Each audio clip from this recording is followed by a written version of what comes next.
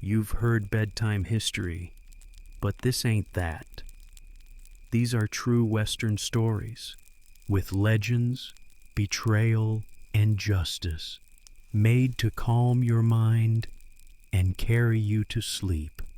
So close your eyes and let the West whisper you away. Before you scroll, know this isn't just a story. It's the return of a man time tried to erase. Nevada, 1884. The town of Hollow Creek wasn't a town anymore, just bones and boarded up saloons. But someone rode in at dawn, slow, steady, not to be seen, just to remember. Sheriff McCrae, disgraced, forgotten, but still alive. He looked down Main Street like it owed him something, or maybe he owed it one last truth. It had been 7 years since anyone saw him, not since the courthouse burned, but on a quiet morning in Coyote Hollow, a stranger rode in slow, no posse, no bounty, just dust on his coat and fire in his eyes. The shop signs were faded, the doors shut tight. Only one name lingered on every whisper: Cassian Clay. He came back with silence in his saddlebag, and something else tucked deeper, the truth. He had a name, but no one used it, not here in Red Rock.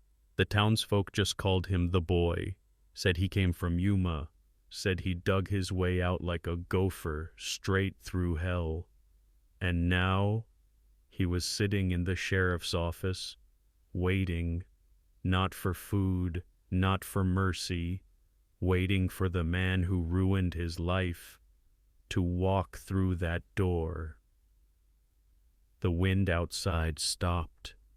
Even the flies went quiet.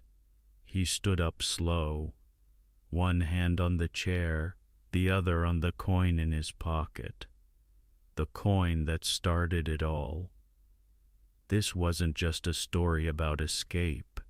It was a story about revenge. And the town was about to remember why they feared the quiet ones. He was tired, but not broken. And when the sheriff left the room, just for a moment, someone else stepped in. Boots scraped the wooden floor, a man in black. Face half in shadow.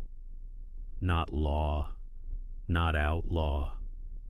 Something in between. He didn't ask questions. He made an offer. You get me something I want. I'll get you something you lost. Will didn't speak, just stared. But in that silence, the deal was made. Not with a handshake, not with words, with eyes. And the stranger vanished, and he'd barely made it 5 miles out of town when the wind shifted, and from the shade of a dead tree, a shadow stepped forward. You ain't from here, the man said, but something tells me you're heading right into the fire. Will didn't blink. Already been burned. The man tossed something into the dirt.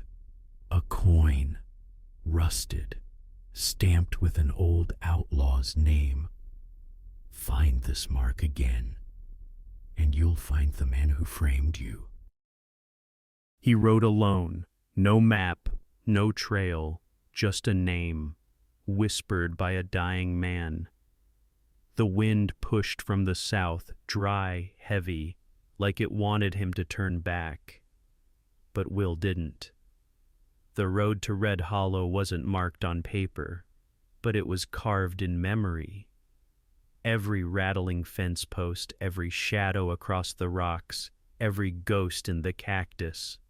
Somewhere out there, Silas Boone was waiting, or hiding, and if Will found him, the truth might finally come out of the dust. The sun had nearly disappeared when Will found the windmill, broken, rusted, still turning in a wind that didn't blow. And there, leaning against the boards like he'd been waiting his whole life, stood a man in black. No badge, no name, just a quiet voice and cold eyes. "You got a story, boy?" he asked. Will didn't answer. He just stared, fists clenched tight. "You're looking for Boone, ain't ya?" the man whispered, and before Will could blink, the man tossed something through the air. It hit the dirt with a thud, a silver coin, Boone's mark. And that's when Will knew. This wasn't just a trail, it was a trap.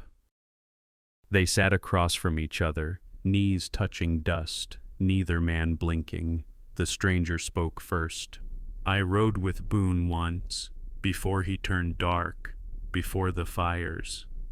Will didn't move, but something in his jaw tensed. "He killed my brother," the man said quietly, "and I let him." A long pause. "Now I hear you're going after him," the stranger continued. "So I'll give you something he doesn't know I kept." He slid a torn map across the ground, faded, scorched, but it led somewhere. "Boone's hideout. You'll find your justice there," he said, "but not without cost." And Will, he picked up the map and didn't say a word.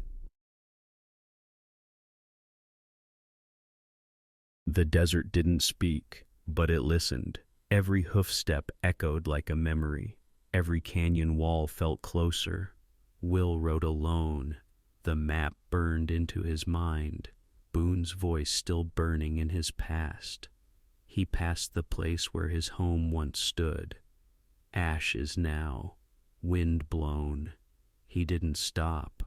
The canyon ahead curved sharp, and Will slowed his horse. There, carved into the stone, Boone's old brand. It wasn't just a mark. It was a warning. But Will didn't turn back. Because when a man rides for truth, he doesn't expect to return the same. The fire cracked before Will saw the man, sitting still, too still, beneath the twisted branches of an old juniper. His boots dusted with ash, his hat low. But Will knew the face. Boone. He didn't age, he just hardened. "You came alone," Boone said. Will nodded. "I knew you would," he added, tossing a coin toward the flames. The same coin Will had once hidden in the sand. Boone smiled without warmth. "You dug deeper than I thought." Will stepped forward, slow, measured. "You burned my home," he said. Boone didn't deny it. "All I did was light the match," he muttered. "You were the one holding the oil." Silence. Then Will reached into his coat. Will didn't blink. The wind picked up, but neither man moved. Boone stood now, a pistol at his side. No threats, just history between them. Will pulled something from his coat, a torn photograph, burned at the edges, the only thing left of his family cabin. "You remember this?" Will asked. Boone looked, said nothing. Then Will opened his other hand. A silver coin. Boone's coin. The kind he left behind after every betrayal. You marked me, Will said, but you never broke me. Boone's fingers twitched near his holster, but Will was already stepping forward, calm, measured. He tossed the coin into the fire. Let it hiss. You buried me alive, he whispered. Now dig your own grave. One shot rang out, and only one man stayed standing. Will didn't look back. He holstered his gun and walked toward the dawn. They tried to bury the truth with chains, but Will Breckenridge didn't run. He returned, with Boone's coin, with Boone's words. The sheriff stared at the proof in silence, then simply nodded. 2 years of silence. 1 word of truth. Will walked back through the same gates that once held him, but this time they opened for him, not to escape, but to leave free. Let your eyes close now. You've heard the story of a man who never gave up. Tomorrow we'll tell you another. Until then, sleep well, partner.